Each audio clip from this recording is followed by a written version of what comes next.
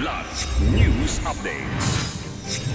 Mga balita ngayon, 2 NPA patay sa sagupaan sa Goa, Camarines Sur. 3 OFW kabilang sa higit 60 sugatan sa drone strike sa Kuwait Airport. Utos ni Mayor Baste Duterte na pagtambak ng basura sa harap ng DENR office sa Davao, kinundi na.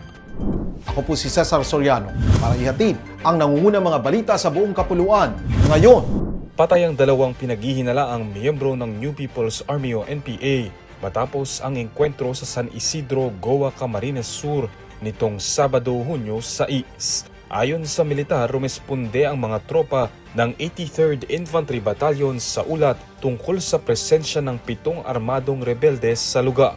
Nauwi ito sa 20 minutong bakbakan na nagsimula bandang alas 5:10 ng umaga. Kabilang sa mga nasawi sina Jonathan Mendez alias Errol na umano'y leader ng isang unit ng mga rebelde at may kinakaharap na kasong frustrated murder, at si Nilo Caballero alias Richard. Nakarecover ang mga sundalo ng 3 improvised explosive device o IED, isang M16 rifle, isang Galil Ace rifle, mga magazine, bala at iba pang personal na kagamitan sa pinangyarihan ng engkwentro. 3 overseas Filipino worker o OFW ang nasugatan sa drone strike na tumama sa Kuwait International Airport noong Hunyo 3. Ayon sa Department of Migrant Workers o DMW, kabilang ang mga OFW sa mahigit 60 kataong nasaktan sa insidente na nagdulot din ng pinsala sa ilang gusali sa Palipara. 2 sa mga OFW ang agad na nalapatan ng lunas habang ang isa ay kinailangang tahiin dahil sa mga sugat sa kamay at ulo. Sinabi ni DMW Secretary Hans Leo Kakdak na nabisita na ng Migrant Workers Office ang mga biktima at nakalabas na rin ang mga ito sa ospital. Patuloy namang minomonitor ng DMW ang sitwasyon sa Kuwait at inaasikaso ang pagpapauwi ng mga apektadong Pilipino. Samantala, itinanggi ng Iran ang pananagutan sa pag-atake.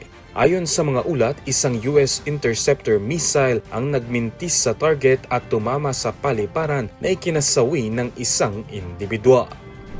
Kinundina ng Environmental Management Bureau o EMB ang pagtatapon ng basura sa harap ng tanggapan ng Department of Environment and Natural Resources o DENR Region 11 sa Davao City at iginiit na labag ito sa batas at nakaaantala sa mga hakbang para matugunan ang sitwasyon sa lungsod. Ayon kay EMB Director Michael Drake Matias, paglabag sa Republic Act 9003 o Ecological Solid Waste Management Act ang iligal na pagtatapon ng basura. Aniya, dapat nakatuon ang lahat sa rehabilitasyon ng Davao City Sanitary Landfill at sa kaligtasan ng publiko.